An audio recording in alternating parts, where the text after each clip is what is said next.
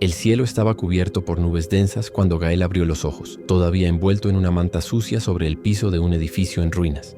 El concreto frío le calaba los huesos y sus brazos temblaban mientras intentaba recuperar el calor. En las madrugadas, la capital podía ser despiadada, pero esa noche había sido particularmente cruel. Llevaba tiempo vagando por los mismos barrios, sobreviviendo como podía. Recogía sobras en los mercados, mendigaba frente a cafeterías y limpiaba vidrios en los semáforos. De vez en cuando alguien se apiadaba de él, pero la mayoría lo ignoraba. Sin embargo, esa mañana no tenía el estómago revuelto por el hambre. Solo podía pensar en el niño que había visto hace unos días. Estaba encerrado, atrapado en una habitación oscura. Gael lo reconoció de inmediato. Era el mismo niño que cada mañana pasaba en un auto elegante frente a la panadería, con uniforme pulcro y mochila de diseñador. Se llamaba Tomás, el hijo del empresario más conocido del país, el magnate Esteban Rivas, cuyas imágenes llenaban vallas publicitarias. Gael había intentado ayudarlo cuando lo vio tras una ventana rota, con la mirada suplicante. «Sácame de aquí», le rogó. Pero antes de que pudiera acercarse, una sombra se cruzó y se llevó al niño sin decir palabra. Desde entonces, Gael no podía dormir. Algo dentro de él gritaba que debía hacer algo. El golpe vino cuando vio las noticias en el televisor de una tienda. Esteban Rivas llora desconsolado por su hijo perdido. Autoridades concluyen que está muerto tras encontrar sus pertenencias cerca del río. Pero Gael sabía la verdad. Tomás seguía vivo. El problema era que nadie lo escucharía. Para la policía el caso estaba cerrado. Las pruebas parecían irrefutables. Una mochila hallada flotando y un zapato en la orilla.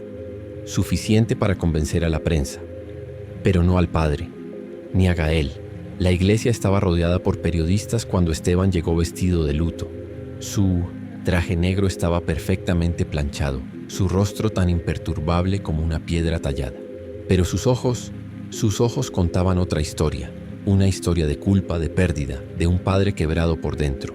Desde que su esposa falleció, Tomás era lo único que le quedaba, y ahora también lo había perdido. ¿Te está gustando la historia? Dale like y suscríbete para no perderte más contenido como este. El sacerdote inició la última oración del funeral. El ambiente era solemne, hasta que una voz infantil rompió el silencio. «Señor Rivas, su hijo no ha muerto».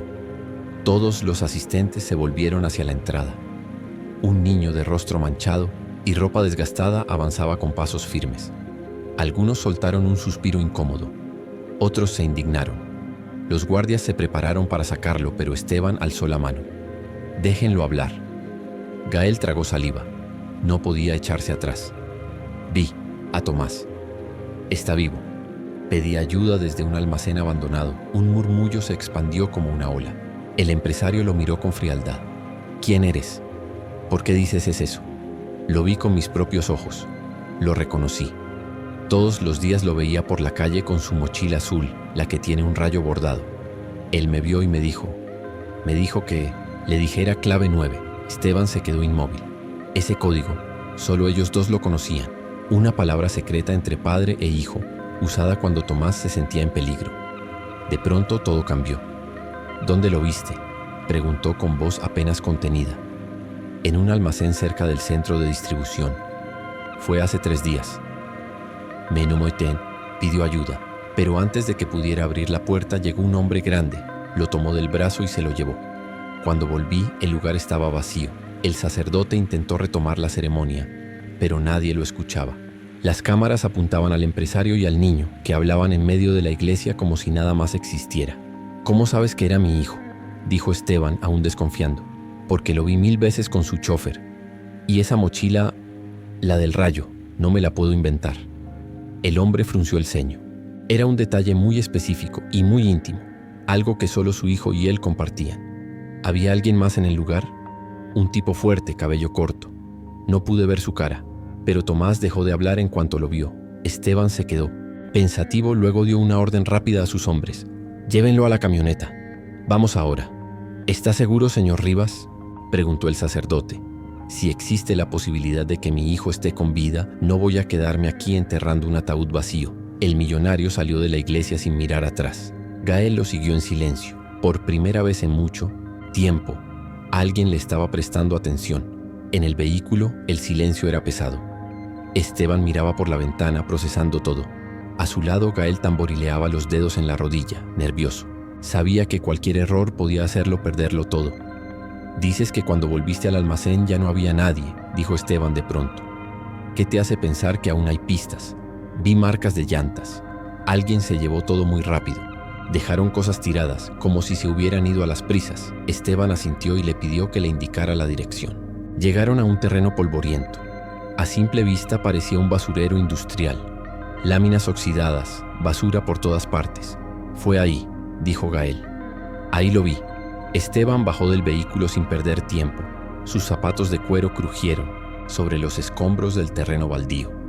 Gael caminó detrás de él, con la mirada atenta y los pies pisando con cautela entre vidrios rotos, papeles mojados y latas oxidadas. El aire tenía un olor rancio, a metal húmedo y abandono. «Aquí fue», dijo el niño, señalando una puerta medio desprendida de sus bisagras. Él estaba ahí adentro. Esteban empujó la puerta con fuerza y ésta se abrió con un quejido, metálico. El interior era oscuro, pero los rayos de sol que se colaban entre las grietas iluminaban suficiente. Polvo en el aire, un colchón viejo en una esquina, cajas esparcidas, un silencio espeso. «¿Seguro que es aquí?», preguntó Esteban, escaneando cada rincón. «Lo vi justo ahí», insistió Gael apuntando con el dedo. «Me habló desde esa ventana rota. Me pidió ayuda». Esteban avanzó lentamente, su mirada analizándolo todo como si cada objeto pudiera esconder una pista. En el suelo, un lápiz mordido. En la pared, una marca reciente como si algo hubiese estado apoyado allí. Luego se detuvo. Un rayo azul dibujado con marcador en la esquina de una caja. Se agachó. Pasó el dedo sobre el dibujo. El mismo símbolo de la mochila. Algo dentro de él comenzó a removerse.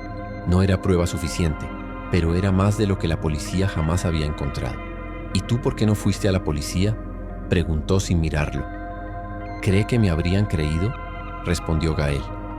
«Soy un niño sucio que vive en la calle.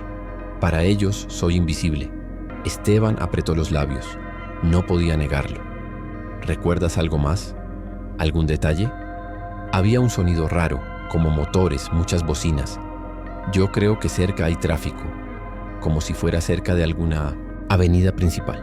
«Y vi un camión con una estrella pintada al costado». Solo eso. Esteban se giró hacia uno de sus asistentes. «Consígueme un mapa de esta zona. Quiero cada almacén cerca de la central que esté próximo a avenidas transitadas. Y revisa empresas de transporte que usen una estrella en su logo». El hombre asintió y se alejó al hacer llamadas. Gael lo observaba en silencio. Había visto muchas veces a los adultos ignorar todo lo que decía. Pero este hombre, este millonario que parecía hecho de mármol, lo escuchaba. «¿Cree que esté vivo?», preguntó casi en un susurro. Esteban tardó en responder. «No lo sé, pero por primera vez en días tengo algo más que un ataúd y una mochila mojada». Se quedó mirando fijamente la caja con el rayo, como si de pronto el mundo volviera a moverse para él. ¿Te está gustando la historia? Dale like y suscríbete, para no perderte más contenido como este. Minutos después, uno de los guardias volvió corriendo con el móvil en la mano. «Señor, hay una empresa de transporte a 6 cuadras. Usan una estrella blanca en sus camiones. El lugar tiene bodegas alquiladas. Y no está lejos de aquí». Esteban se incorporó de inmediato. Su rostro, por primera vez, tenía un destello de propósito. «Vamos allá», ordenó. Pero antes de salir, volvió la vista hacia Gael. «Tú vienes conmigo». «¿De verdad?». «Sí. Si todo esto es cierto, fuiste el único que se atrevió a decirlo». Salieron del almacén dejando atrás el olor a olvido. La camioneta arrancó con fuerza y por primera vez en mucho tiempo, en los ojos de Gael brillaba algo parecido a la esperanza. La camioneta se deslizaba veloz entre las calles, esquivando semáforos y peatones. Gael iba en el asiento trasero, con los ojos clavados en el parabrisas, como si intentara memorizar cada detalle del camino. Esteban, por su parte, no decía una palabra. Su mandíbula apretada y sus manos crispadas sobre las rodillas delataban la mezcla de tensión y esperanza que lo invadía. «Ahí es», dijo el guardaespaldas, señalando un complejo de bodegas cercado con alambre oxidado. «El logo de la estrella está pintado en la fachada». Esteban no esperó a que el vehículo se detuviera por completo. Abrió la puerta y bajó con paso decidido, flanqueado por sus hombres. Gael corrió tras él. Al llegar al portón, uno de los guardias del lugar se les interpuso. «No pueden pasar, esto es propiedad privada». Esteban no se molestó en responder. Solo levantó una ceja y tras un gesto, uno de sus asistentes sacó una placa de identificación oficial. El guardia palideció y dio un paso atrás. Avanzaron entre los almacenes. Gael fruncía el ceño intentando recordar. Cada edificio le parecía igual hasta que de pronto se detuvo. «¡Ese!», exclamó señalando una puerta metálica con un candado oxidado. Esteban asintió. Uno de sus escoltas se acercó y con un par de golpes certeros rompió el candado. La puerta se abrió con un chirrido que pareció rasgar el silencio de todo el lugar. Adentro, la penumbra dominaba, pero no estaba vacío. Una colchoneta, restos de comida, ropa arrugada, una linterna encendida en el suelo. Y en un rincón, acurrucado, un niño. «¡Matías!», gritó Esteban, su voz quebrándose por primera vez. El pequeño levantó la cabeza con lentitud. Sus ojos estaban hinchados, su rostro manchado, pero cuando vio a su padre, soltó un sollozo y se lanzó a sus brazos. «¡Papá!». Esteban lo abrazó con fuerza, como si temiera que pudiera desvanecerse de nuevo. Su respiración era errática, sus ojos al borde de las lágrimas, pero esta vez no las contuvo. Lloró en silencio, aferrado a su hijo como si fuera el último ancla que le quedaba en el mundo. ¿Te está gustando la historia? Dale like y suscríbete para no perderte más contenido como este. Gael los observaba desde la entrada con una mezcla de alivio y asombro. No estaba acostumbrado a ver finales felices, mucho menos a ser parte de uno. Unos pasos detrás, los escoltas revisaban el lugar. Encontraron cuerdas, un teléfono roto y una cartera vacía. Todo indicaba que Matías había sido secuestrado, ocultado por alguien que ahora había huido. «Quiero cámaras en todas las salidas y que nadie toque nada», ordenó Esteban sin soltar a su hijo. «Esto no termina aquí». Mientras Matías se aferraba a su cuello, Esteban se volvió hacia Gael. Se acercó y con la voz aún cargada de emoción le dijo: «No tengo palabras suficientes. Me salvaste la vida y la de mi hijo». Gael bajó la vista, incómodo, pero Esteban no lo dejó escapar. Se arrodilló frente a él. «¿Tienes familia? ¿Alguien a quien volver?». El niño negó con la cabeza sin hablar. «Pues desde hoy ya no estarás solo», dijo Esteban con firmeza. «Vienes con nosotros». Los ojos de Gael se agrandaron. Por un instante pareció no entender lo que acababa de escuchar, pero luego asintió con los labios temblorosos. Afuera, el sol comenzaba a abrirse paso entre las nubes, disipando la sombra gris que había cubierto sus vidas. Y por primera vez en mucho tiempo, los tres salieron de aquel almacén con el corazón un poco más liviano, sabiendo que el destino, aunque oscuro a veces, también sabía recompensar a los valientes.